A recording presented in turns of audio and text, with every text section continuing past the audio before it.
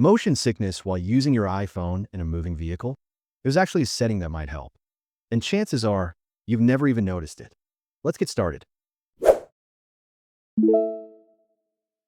Hidden deep in the iPhone settings, Show Vehicle Motion Clue is an accessibility feature designed to reduce motion-related discomfort.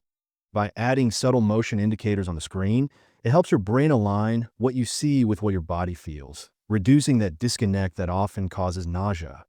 To find it, head into Settings, go to Accessibility, then tap on Motion.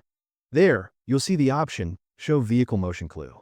You can set it to automatic, which activates only when the device detects you're in a vehicle, or keep it always on if you prefer consistent support. When enabled, small animated cues, like dots or borders, appear around the screen edges, providing a sense of direction and movement. Give it a try next time you're a passenger. You might be surprised how much better you feel. If you found these tips helpful, don't forget to give this video a thumbs up, subscribe for more tech tips, and hit the notification bell so you never miss an update.